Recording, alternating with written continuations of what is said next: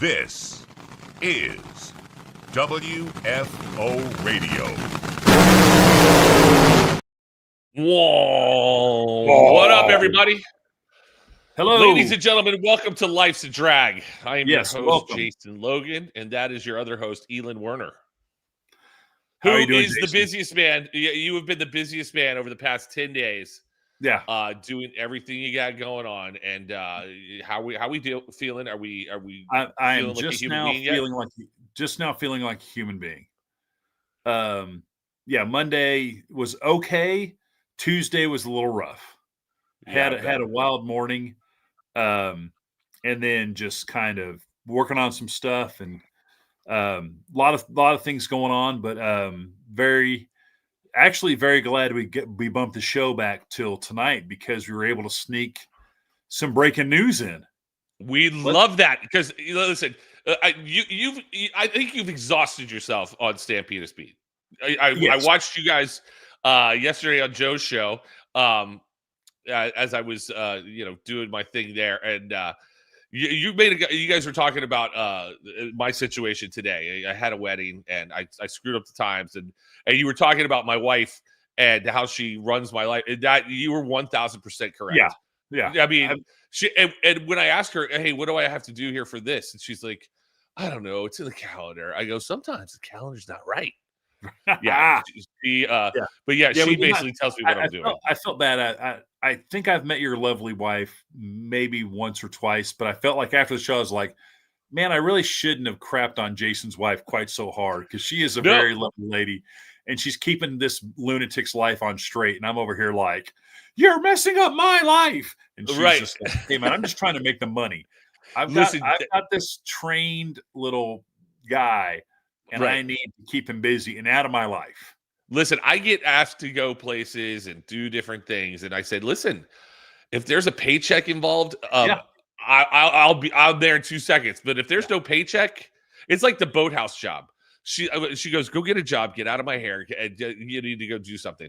And when I told her what I was going to be doing, she said, go get a job. I didn't say go have fun with a bunch of old dudes and, screwing around all day.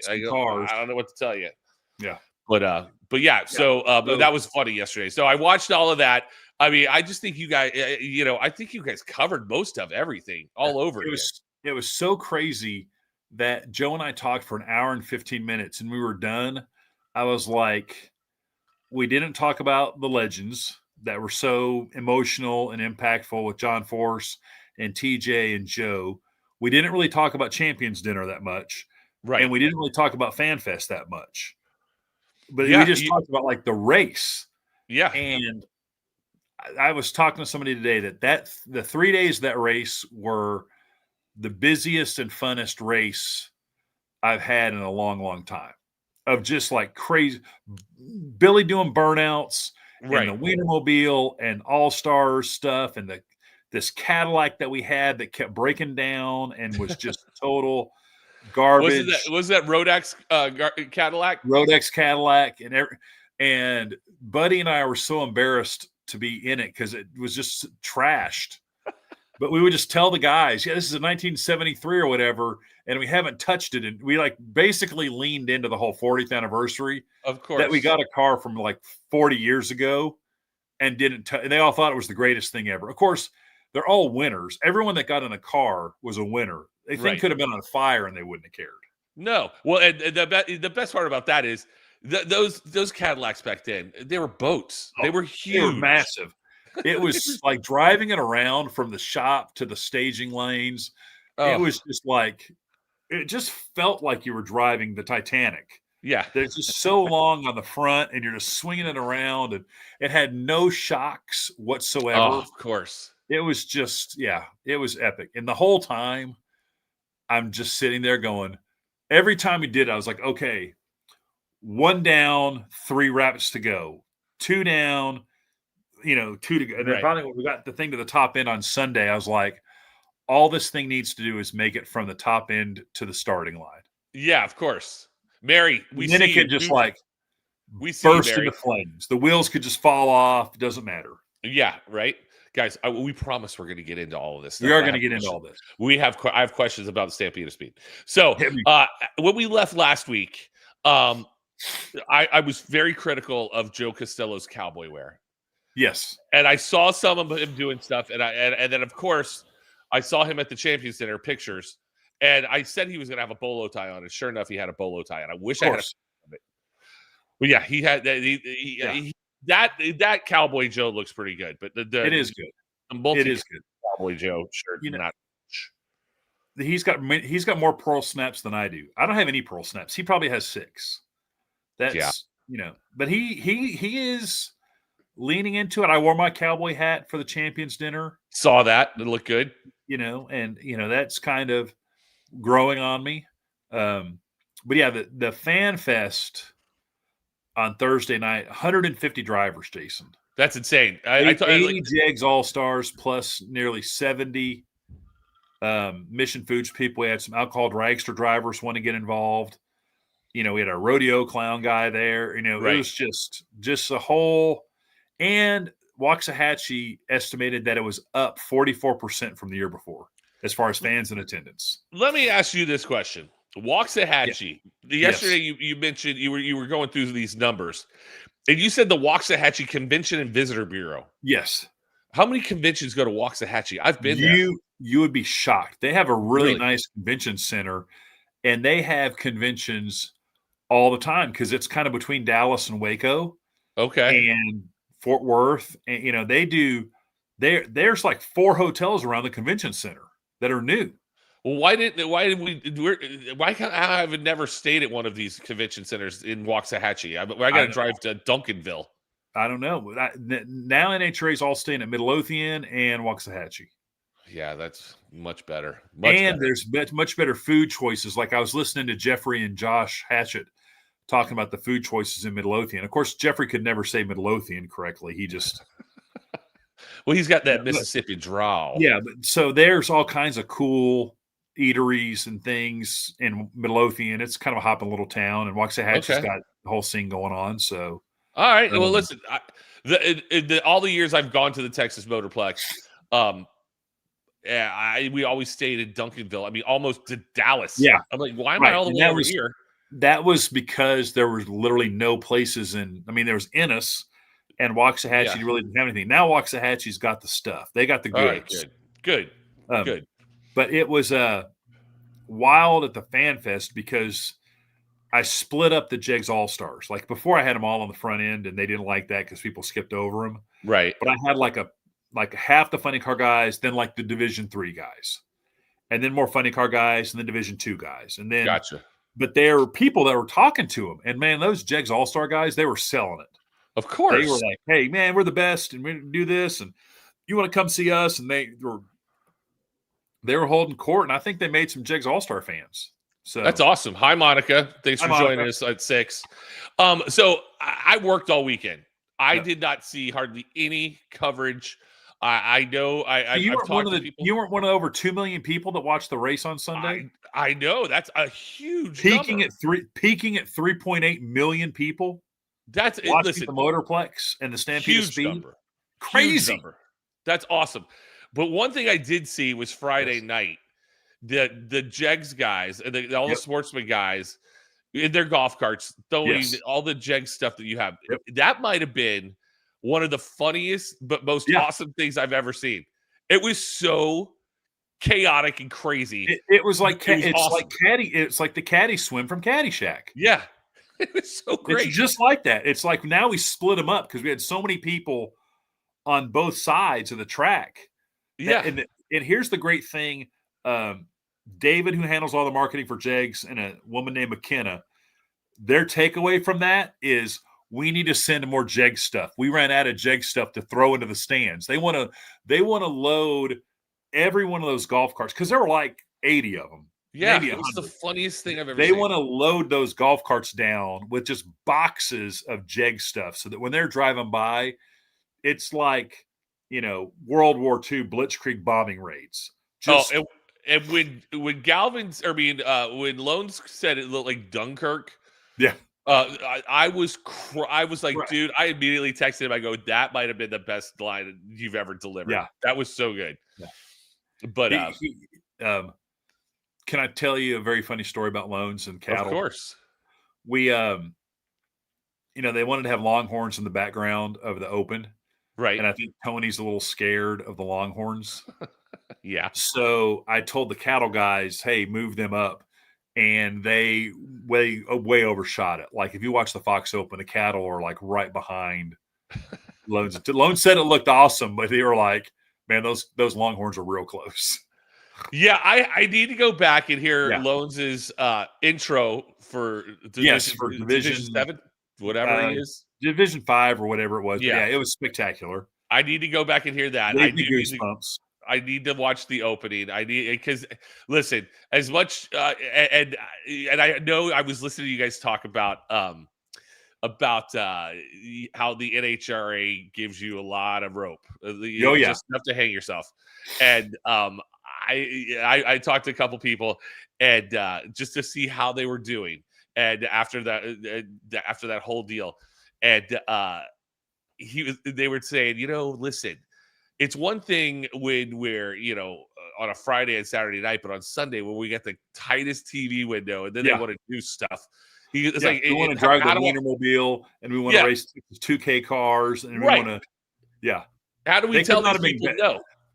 Yeah, the best was, and I think I don't remember I got in this with Joe yesterday, was Billy did the burnout on Friday night, and it was unbelievable. It was amazing. And we had production meetings every morning, but I missed the Saturday morning production meeting because I was doing Q&As in the Champions Club with drivers. Right. And I come out of that, and after the meetings, everyone gets a bullet-pointed deal of important times during the day where all the team needs to be on the starting line or whatever. And the very first item just said Billy 11:55. And I was like, okay. So I called DeMarcus and was like, what's this Billy 11:55 thing? And he's like, Billy's doing another burnout. And I'm like, what? Billy had so much fun on Friday night. And this is where I really appreciate Evan and the operation, like the track, the racing guys, like, okay, this would be cool to do again. They let Billy do another burnout before Q3 on Saturday, just with like 3 hours notice. Right. And Billy was like, there's a whole new crowd of people here. He actually went to Mike Guger, who was tuning the car and like adjusted the throttle stop so he could do an even longer burnout, which if you find the video, I think it's on my Facebook feed. He actually pedals the funny car on the burnout.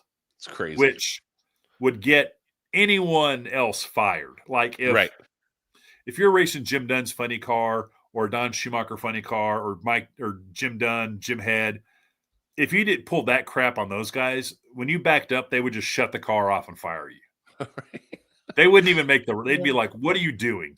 Right. You're a crazy person. But yeah, it was awesome. And Billy still backs up at like 80 miles per hour. So that's not cool too. I love when people just back up 100 miles. Yeah.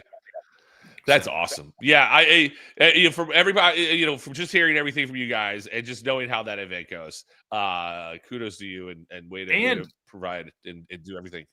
Since people like to hear about racing on this show a little bit, we got 4 brand new winners. So next year's Champions Dinner will have 4 new people. Doug Coletta, chicken cordon bleu. I don't know, whatever Doug and Austin want for their entrees. So it'll be. Hope it's something good. And then, Dallas Glenn and Richard Gadsden, which I don't know if you follow Sadie Glenn on the socials, but now that she said that they unlocked another favorite version of Dallas for her, which is Cowboy Dallas. I love it. He looked good in that cowboy hat. I will say that. They all look. Doug wore his home flying his airplane. I saw that on Coletta's social media. I saw that Luke Fath, a cowboy hat. Luke Fath got a cowboy hat finally. Yeah. He's pretty pumped about it. Here's my thing with Sadie. I love Sadie. Yep. What happens with Sadie if and when Dallas wins a world championship? Oh, she'll blow up. Like, there'll be like a Sadie. There'll be just a Sadie puddle.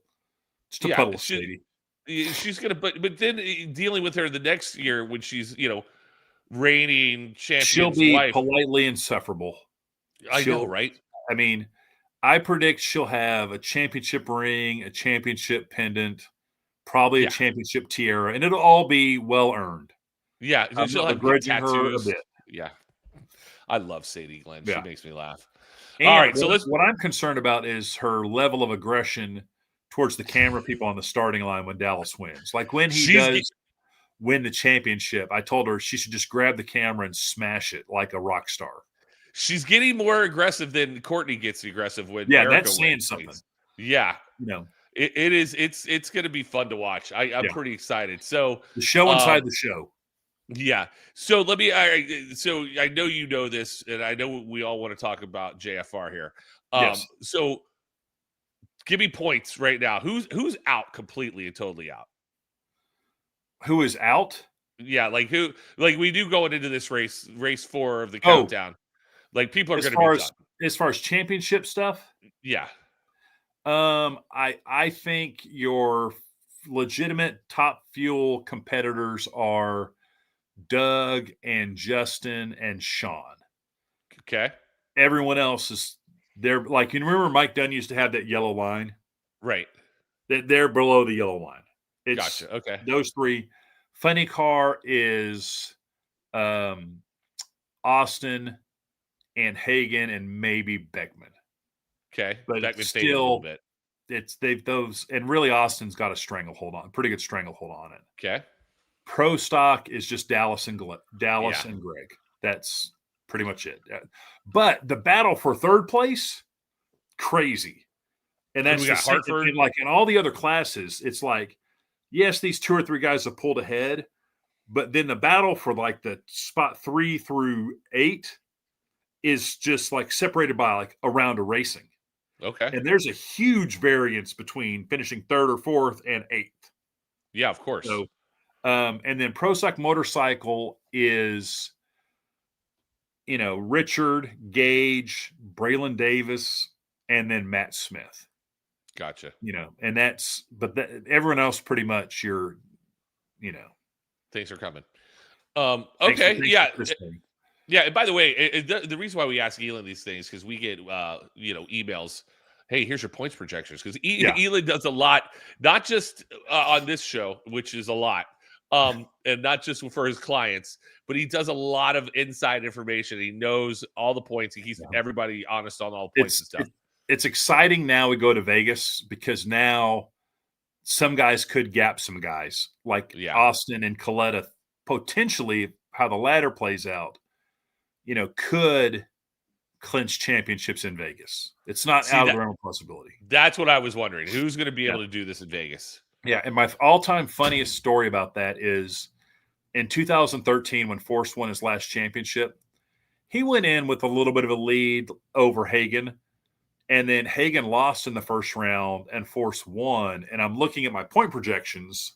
And basically what the point projections are is like I allocate the round points in an Excel sheet so you can just kind of see the max points for everybody. Right. Well, when that happened, I looked and was like, oh, man, if Force wins the race, I think the total points you could get in Pomona at that time was 138. Okay.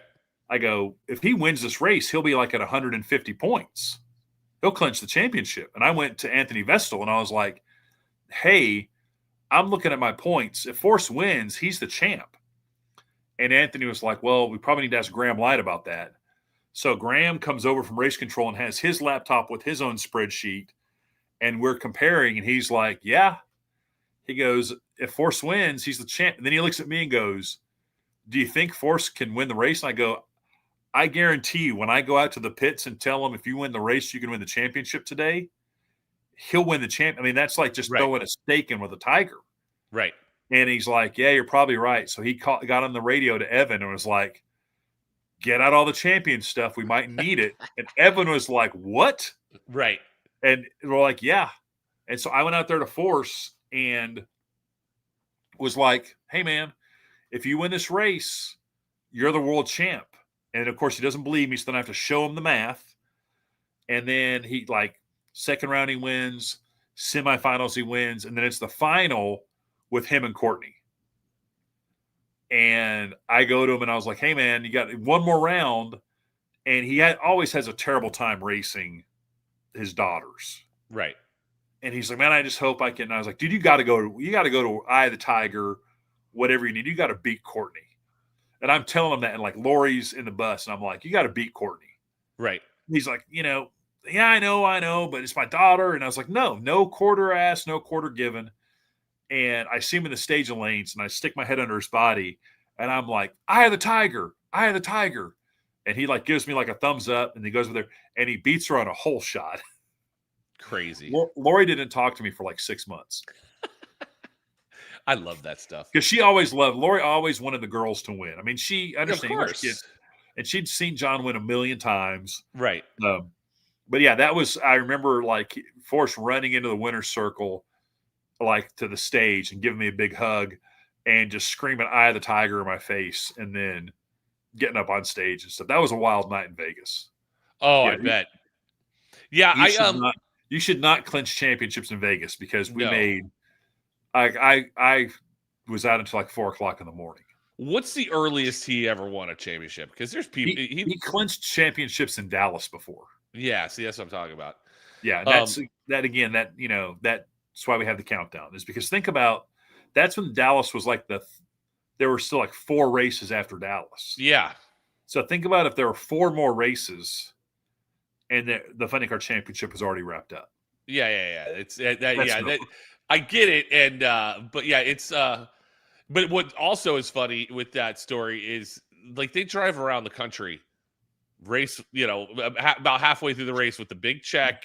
Yeah. The Erica 50th win banner has been in that truck for years, just waiting for it to come out. We had Doug's, like when I worked for Coletta, we had Doug's 50th Top Fuel win sign there, and he just got his 50th win like earlier this year. Yeah, I mean those things just live have those things. Yeah, because like you said, and I hate to make it sound like it's a pandemic, but yeah, sometimes we get numbers wrong, and you're like, oh wait, this run he could be his 500th win, right? Like, yeah, and it's a fire drill down at the top end to try and find all the signs. Yeah, there was a time when I was at JFR where we had all these things happening, and Kelly Antonelli and I, we just had like all these crazy signs that just were like 200th win, 1,000th round win, 200th win for 4, and just all the, and we're just like kind of like rifling through all these achievements and stuff, and just it was, that's always fun. Yeah. All right, so we talked about JFR. We'll get into more JFR. Let's pay some bills now. Yeah, let's pay some bills, and we'll come back. Yeah, and we'll do it. We'll get into everybody's, because Elon has all the information. We're gonna figure it out right now. The number one source of friction in your engine is not what you think. Piston rings rubbing against the cylinder walls generate more friction than any other part of the engine. More friction and temperature means more wear and less horsepower. Fortunately, the team at Total Seal knows how to reduce friction and wear through innovative piston ring design. If it takes a piston, Total Seal can build a better ring.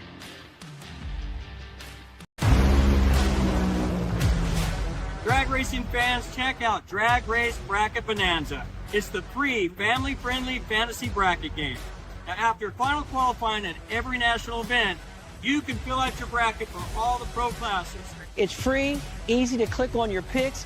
If you need some help, just hit the randomizer button to fill in the blanks. It's for fun, stay engaged, and pick your winners today. Looking to replace your OEM diesel particulate filter or diesel oxidation catalyst? Look no further than DPF XFit, a complete line of aftermarket diesel particulate filters and diesel oxidation catalysts designed as an exact fit OEM replacement with all makes coverage for light, medium, and heavy-duty trucks. With thousands of units in stock, we ship the same or next day, and be sure to check out our comprehensive reverse OEM lookup tool. Always new, never remanufactured. For more information, be sure to visit dpfxfit.com. That's dpfxfit.com. Redline Oil, formulated to win, proven by me. Redline Oil, formulated to win. Formulated to win. Formulated to win, proven by me.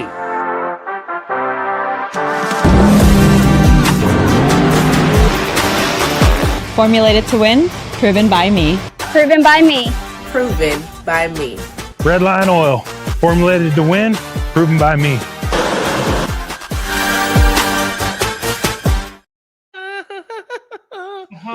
sing that whole song. By the way, before we get into this John Force news, one of the things I did this past week, I was adulting.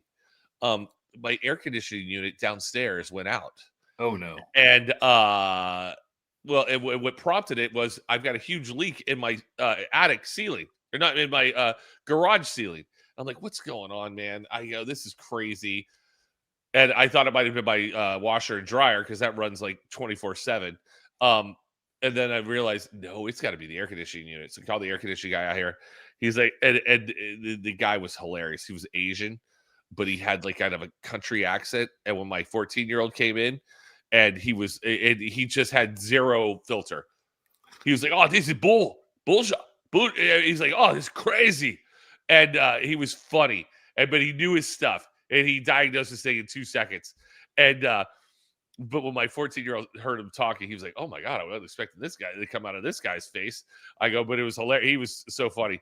But man, they wanted to charge me $24,000 for an air conditioning unit, like 3 tons. I would just buy 1,000 fans. Buy 1,000 fans. Yeah, I was like, you're out of your mind. I told the guy when he passed the piece of paper over to me, here's your options. I go, did you bring a gun today? I go, because you're in my home just robbing me blind. Robbing me. Yeah. Then my wife got involved. Again, she knows what she's doing. Yeah. Yeah, we only paid $8,000 for an air conditioning unit. It was pretty awesome. But I was like, what do you – I go, this is crazy. We don't need the undercoating. We don't need the undercoating, sir. Yeah, I don't need the 10-year, the UV light thing. You're out of your mind. But yeah, it was. But yeah, I had to be an adult, and then I guess I didn't realize that the fans in these things are adjustable. The like speed wise, or speed wise, it sounded like an airplane was landing in my house. So when it was like, and I'm like. I woke up the next day because they were here till 11:30 at night.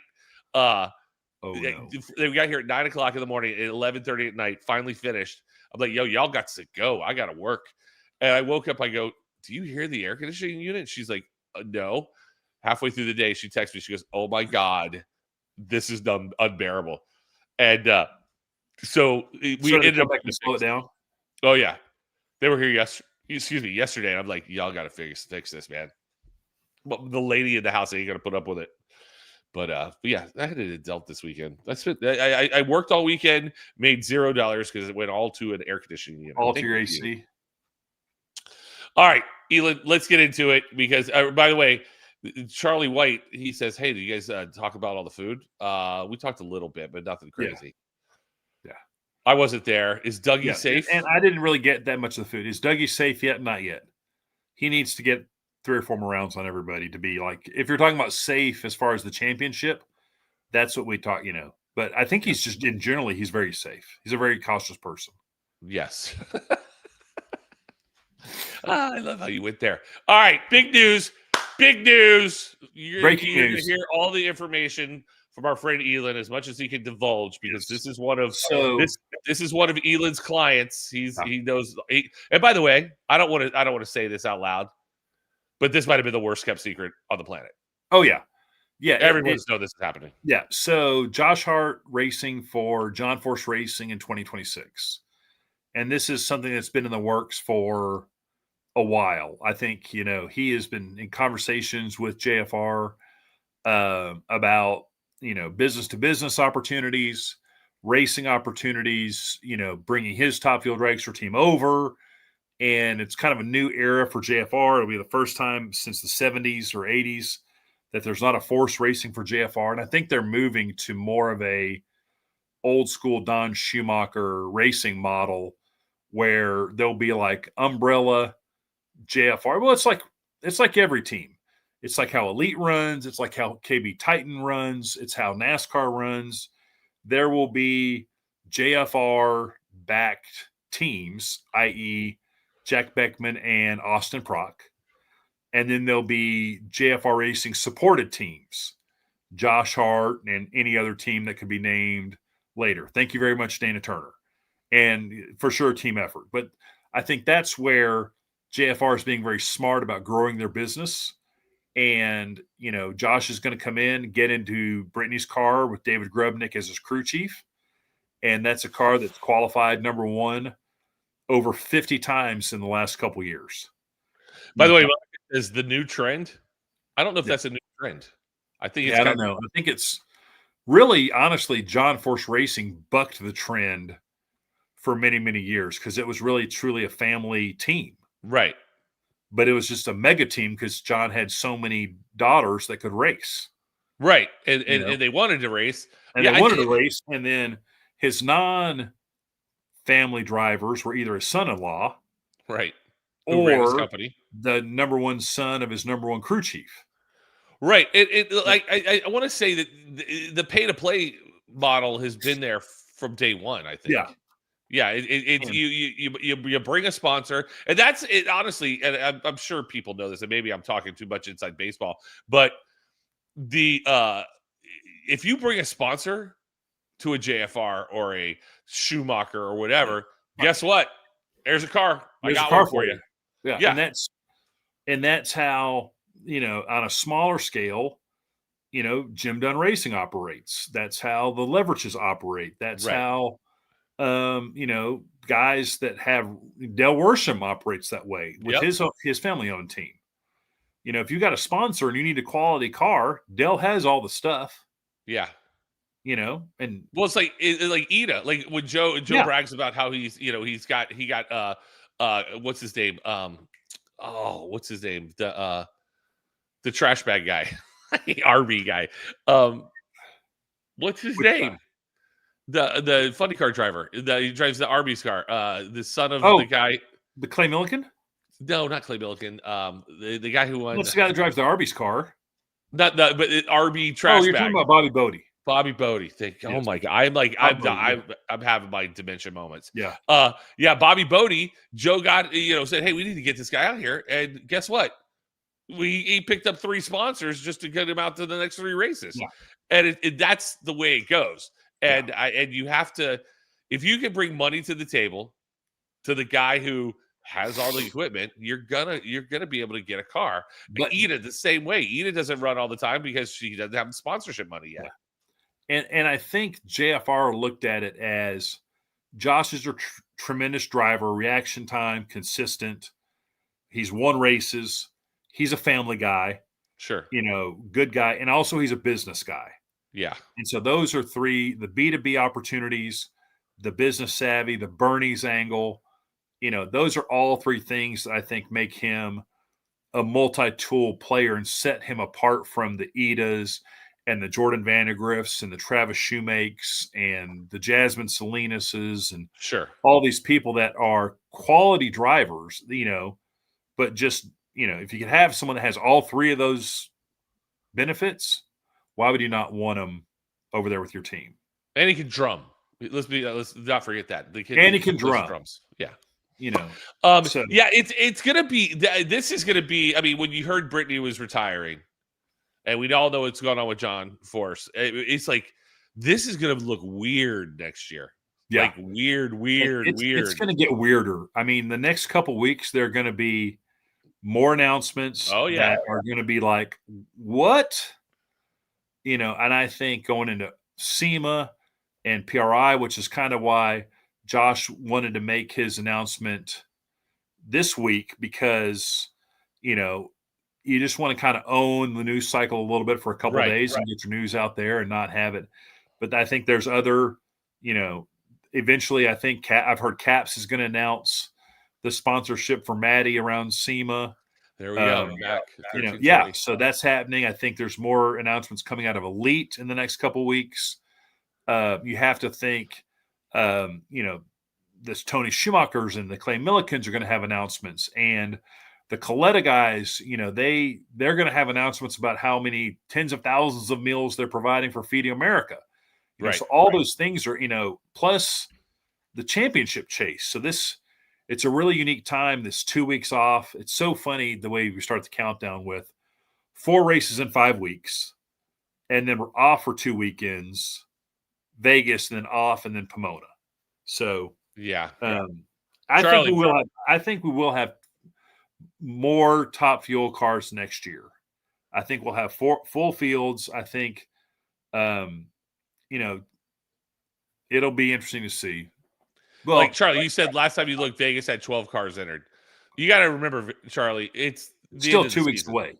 It's 2 weeks away. It's the end of the season. The drivers only they register for the race like the week before, like 10 days before. So, but also to your point of there's 32 cars on the points. Yes, there's 32 cars on the points, but some of those guys that have points have all been racing. At least 2 or 3 guys might have made runs in the leverage car, or 2 or 3 guys might have made runs in Travis Shoemake's Top Fuel Dragster. So there's few and far. There's 20 quality Top Fuel Dragsters out there, but some of them just aren't going to haul all their shit to Vegas. Yeah, like TJ Zizzo. I mean, TJ Zizzo, he's got points, and he's one of the I love this freaking guy. Yeah. He's just not going on. He's not going to Vegas. He's got Jordan Vandergriff has points for Sean Reed. He's not. I mean, that's the reason Jordan's on that list is because he drove Sean's car. Yeah, so that's a bit of a misnomer. But yeah, I think we will have more full fields next year across the board. Yeah, I heard something that I don't want to get into out loud. I'll talk to you off camera about it. But I was like, whoa, that might be kind of fun. But yeah, so it's just like I said, it's gonna look weird not having someone related to John Force driving that Top Fuel car. And but he'll still beat the race. I'm sure, I think as Ashley's kids get older, you're going to see her more at the races doing production stuff and being more involved in the company, I hope. And then next year, we're going to have 2 new races, too. That's the other thing that's exciting. Yeah. Is we're going to have, Maryland and South Georgia Motorsports Park, which I loved the fact that South Georgia Motorsports Park did a post today about the TV numbers. And they're like, man, we can't wait to introduce millions of people to South Georgia Motorsports Park next year. I love that. It makes me laugh because I know where South Georgia Motorsports Park is. Yeah. And it's not a premier destination. It's not a Vegas. Let's put it like that. But is Epping a premier destination? No, it's not. You're right. Listen, I love those guys at South Georgia Motorsports Park have been the little engine that could. And the fact that they're getting ready to get out there and show off is going to be awesome. It's going to be great. And what I love is the green grandstands. I can't wait to see that. That to me, that is like the Boise State blue football field. They're gonna have a bit with their grandstands, and I think people are gonna love it. Yeah, it's gonna be, dude. I'm getting kind of excited for next year. Yeah, it is 75th anniversary. Roscoe joined in the conversation. Leah's back. Woo! Woo! Leah's back. Tony's going to be over there to lead, driving that Top Fuel car. I think it's funny that they initially said when Leah came back, they don't want to race each other. And then like 2 weeks later, when a ride presents itself for Tony, he's like, hell yeah, we're going to race each other. Yeah, I'm going to beat you. Yeah. So I think that is going to be, I can't believe. There should be like we need to come up with some kind of fantasy deal, wives versus husbands, and like Angie versus Matt, Leah versus Tony. I think there's some opportunities in like some of the sportsman ranks, or even like Aaron Stanfield against Joe Lee, get Sadie against Dallas. I mean, when Bo gets back out there, he can run against his wife. Yeah. Oh, by the way, speaking of fantasy, I love Drag Race Bracket Bonanza because you got Billy Meyer to make picks. Yes. And everybody that you got to do that everywhere. That is so good. We had Bader pick in Norwalk. We had Billy pick. I don't think I could ever get Glenn to pick because you have to have the separation of church versus state. Of course. Which I totally understand. But, I would love to get Lindsay from In-N-Out Burger to do a ladder. Yes, that would be good. That's my bucket list. Both because I think it would be cool to talk to her because she is really very cool. But then I would love to get In-N-Out to promote Drag Race Bracket Bonanza. Let's get her on this show. What are we talking about? That's who we need on this show. That's who we need. Because I don't want to talk about it. If she was on the show, I would eat In-N-Out nonstop. I would just have double doubles, and when I finished, I would just chain eat double doubles. Yeah, it'd be like, we're asking questions there, Lindsay. Yeah, and Scott, you are correct. Tickets are available at South Georgia Motorsports Park. Get them now because they will sell out, and they are not going to oversell that place. No, they're That is not. something Raul and Jennifer said from the jump. They're probably going to sell 10 or 12,000 seats, which will be max capacity for them. And when they're sold out, they're sold out. That's it. Then you Except can apply for the to secret tickets Jason and I will be selling if someone wants to own the property. Correct. And if you listen to last week's episode, you know Elon knows how to do it. Yeah. All of you people stand on the fence line. He's going to take those tickets. I'll take your tickets and resell them. Resell them. That was the best story. I love that. That is so good. We were packed. We were packed on Friday night to where, and Saturday, where I thought I might have the opportunity to do that again in some sections. One of my, I don't know if I said this to you, told the story, but maybe I did. One of my buddies does like hospitality for Daytona 500 and for all these corporate things. He's like a travel person. Anyways, he goes, "Hey man, you want to come to the 500?" I'm like, not really. He goes, "Dude, just be at this hotel. You'll get on the bus. We're gonna drink all the way there. We're on the start finish line. Let's go." Yeah. And I'm like, "Okay, let's go." We get there. He's got like 50 extra tickets that are in like primo spots. Like we got a hospitality tent. I mean, these are all people that work for the company who's a major sponsor of Daytona International Speedway. So they're on the start. He's just looking for bodies. Yeah, he goes, "Watch this. You want to see something fun?" I go, "Okay." He took 40 of those tickets and turned it into 20 grand. I was like, "What did you just say?" He goes, "Yeah, we're gonna go back to the hospitality tent and we'll just sit there and drink all the rest." I mean, he was there like 4 hours for the race, and people just hundreds flying everywhere. I'm like, "Are you okay to do that?" He goes, "They don't care. They need the seats filled. I got like 50 tickets left." I go, "You're out of control." It was awesome. It was so good. But he did it. He worked for them for like 10 years, figured that whole scam out. I go, "That's awesome." Yeah, I mean, it is a little tricky, but if you know like where buses are loading up, you can go to a lot of things. Yes, that's it. You just get on a bus. Like, "Oh, I thought we had 55 seats on this. I don't know, but we're all rowdy." Ha ha ha. Too fun. Yeah, it's all good. What else is out there in the drag racing universe? So, so I didn't go to Dallas. We got news happening. We're going to Vegas soon. Vegas on Halloween weekend. That's always also good. Sad to hear today that there's no Fan Fest in advance of Vegas because Halloween weekend and apparently Fremont wanted major coin for a Fan Fest. Listen, I'm okay with that not happening because I'm the one that has to go out there and host it, and I don't get extra money for that. And if I do, it's I get it. But like, so many teams are going to be getting geared up for Vegas and Pomona. Like this 2 weeks off. I think there is an IHRA race going on this weekend.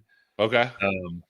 But really it's just kind of like you're grinding down the season to just kind of like get ready. Have you started banquet shopping yet? So at my wedding today, it was pretty. I saw a fashion statement that I think I want to roll out. I think I really will. I don't think our boss Evan or my boss Evan is going to allow it. But I'm thinking about going black pants. Yep. Black vest. Yep. Black bow tie.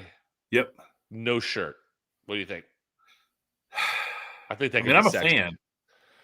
I just don't know if that really leans into what the banquet's going for. Well, all right. Maybe that could be the after party. Yeah. Attire. I think that could be after party DJ gear. I take off the shirt and then we go in. Yeah. I think that's really what's going to happen. But here's what I'm not going to do. I'm not going to rent a tux from our friend.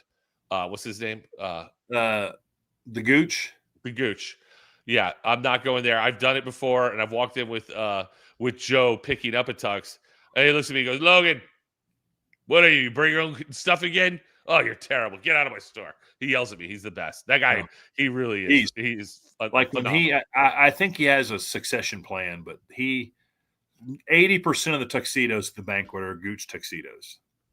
And he makes it real super easy to He does. drop it off. He does, but it's not easier than owning your own tuxedo and just traveling with it once or twice a year. Exactly. That's the way to go. Exactly. So I've just about have my plan for my pre-banquet Drag Race Bracket Bonanza party solidified. Oh, nice. So we're actually going to take over a corner of the 1882 Cantina in the lobby. A little Mexican restaurant? Perfect. Little Mexican restaurant, and versus making people go up to a suite, which was problematic because they have a very sophisticated elevator system at the Pachanga. Yeah, I just remember your son-in-law standing. I go, yo, where's this party? Oh, it's upstairs. Hold on, let me take you up there. Your key only took you to your floor. Right. So that was not explained to me when I got my room. Well, that'll be good for me because that restaurant's right outside the ballroom. So yes, and also they're doing the track operator meeting in the morning there, so we'll be able to go right from the track operator meeting to our 3-hour happy hour, and then right to the banquet. Yeah, once again, all Drag Race Bracket Bonanza'd up and everything. I will be in the ballroom from 10 a.m. till 1:30. Well, when you get a break, bounce over. We'll have apps and free beer and margaritas. Ooh, yes, perfect. So I'm not allowed to drink during the banquet portion, which I think is the easier part of the night. Then we'll have non-alcoholic beer for you. Well, I'm saying I'm not allowed to. It doesn't mean I don't do it, right? Because at the banquet there's a green room where they, all right, hey, we're getting ready to do top fuel, so they pull all the top 10 top fuel guys back there. Excuse me, and they have a cooler full of beer. Hey, whoa! Don't give out the pro tips. I'm just saying. Not everybody knows about the cooler. Not everybody knows about the cooler backstage. The cool they kids don't know. Oh, no. Okay. All right. Well, then we'll leave it alone. But anyways, hypothetically, you could bring a drink back there, right? I get you. Or if you don't have a drink and you go backstage, there potentially is a cooler full of beer back there. Potentially. Or a bottle of tequila. Or certain other things. Jack Daniels and mixers. Correct. And you're like, and we're doing this show, and and Evan is like, I don't want to say he's very we got to get the show in. Well, he just wants he has a schedule, and he's the conductor, and he's trying to keep the train on the tracks. Yeah. And guys like you and me in loans, that our whole goal is to just start pulling emergency brakes. That's it. What does this button do? Right, and that's what I do, and especially at the banquet where apparently I'm an integral role. And yes, Roscoe, free drinks at places, and but when the champions start giving their speeches, I got nothing to do for 10 minutes, right? Right. So I'm like, I'm texting Joe, come bring me a drink, get me a vodka soda. What are we doing here? Why am I thirsty? Yeah. And Joe's too busy being the mayor of NHRA town. Yeah. But then backstage though is where the employees start drinking, and they're the ones supposed to be herding cats. It's like, hey, y'all got to get this together, man. We're waiting for half the top fuel field back here. Yeah, I mean, you're like Tony Schumacher. Pause. He's not there. Where's Tony? Oh, wait, here he comes. It's like, come on. So I'm going to merge two things we've talked about already, point projections and free drinks, into one of my favorite banquet stories. Okay, go. Back in the day, I do point projections, and I share them with a lot of people. And during the season, another PR person, their driver went around Ashley Force in the points for the points lead, and they immediately sent out like a hot shot release about Jack Beckman going into the points lead around Ashley Force. And I knew, and then they had like the projected top 10 points. And I knew the only way they got those points so quickly was my point projections. Oh, God. So they're kind of using my free information against me to promote their driver. And that kind of made me angry. So I cut that PR person off for points. And 2 races later, they came to me and were like, hey, I didn't get points today. And I was like, yeah, because I'm not sending them to you. And then I explained why I did it. And they got really, really mad and went to talk to Jerry Archambault, who at the time was the PR guy, And I could see them in the suite just reading Jerry the riot act. And then they storm out, and Jerry comes and finds me and is like, hey, this is really a problem. This PR person's really mad. I don't think you're wrong, but could you add them back to your points to just make our lives easier? Because they're going to make my life hell. And I was like, Jerry, I won't give them points this week, but I will give them points for the rest of the season if at the banquet you give me 20 drink tickets. Boom, done. And he was like, not a problem. So now fast forward, we get to the banquet, and he's talking to, I think, Peter Clifford and some other NHRA muckety mucks. And I just walk up to him and I was like, hey, Jerry, how you doing? He's like, good. And I was like, you got that stuff for me? And to his credit, he reaches right into his jacket pocket and pulls out a rubber banded deal of 20 drink tickets. That's awesome. Because normally we only get 2. You get 2 with your invitation, and then it's cash bar. Right. And cash bar, at that time, you were in Hollywood. It was like $12 a beer. Yeah. Oh, insane. So, unless you're friends with getting 20 drink tickets. So, yeah, back it in those days, it also pays to know who all the recovering alcoholics are and who the non-drinkers are, and have those little side agreements of like, hey, I know you don't need your drink tickets. So, why don't you throw those my way. Back when we were in Hollywood, when I didn't have to work the banquet and I would go, I was kind of running with Brandon Bernstein for a minute. Oh, no. That's a whole other level. That's running with the devil. It really is, and it's so much fun. And Brandon would be like, "Hey, man," because he had that. He wasn't working for Lucas Oil at the time. I don't know what he was working with. AJ. He was working. Yeah, he was AJ's Good Man Friday.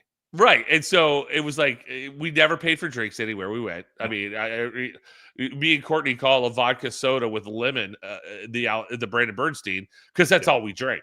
Right. And so I'd hang out with him, and then all of a sudden he'd be like, "Yo, man, I'm out of drink tickets." And he goes, "Where you?" He goes, "You know where to get some?" I go, "I think I do. Hold on, please wait." And I'd hit up Jim Trace. And Jim Trace would have he would have a stack like that. All the NHRA executives had unlimited supplies of drink tickets. Yes, and it would be like, hey Jim, I'm scoring a crack rock in the back corner. Step over here into the shadows. Yeah, he goes, "Don't let anybody know you got these." He'd slide me 10 more, and then me and Brandon start getting even more drunk. It was those were the days back in the when I didn't have to work the banquet. I loved it, and I'm not going to say who I saw do this one time. But, they take the drink ticket and then they kind of set them on the bar. And this is at the Pachanga. So this is like 2 years ago. They're at the deal and they had stacked up probably this many drink tickets. Like they were just taking them and stacking them, them and stacking them. And I'll never forget, it was like the most Ocean's 11 Matt Damon sleight of hand like move. This driver just kind of walks up and engages the bartender like, "Hey, can you where are the bathrooms?" And they're like, "Oh, it's over there." And the guy just takes his hand and just grabs all the previously turned in drink tickets, and then just, "Oh, thanks so much," and then just walked off. And they none the wiser, just right back into circulation. When I first started DJing, I would do a ton of Christmas parties. I don't know. I mean, there was one December I worked 26 Christmas parties. It was like, is that out of control? And they would all the same deal. Oh, you get 2 drink tickets, and then you're gonna you're gonna buy the rest of your drinks. Yeah. Well, and then we'd get raffle tickets from like Office Depot or whatever. And there's red, orange, blue, green. Yeah, you get different colors. Well, after about the 4th one, I realized I can have some fun with this.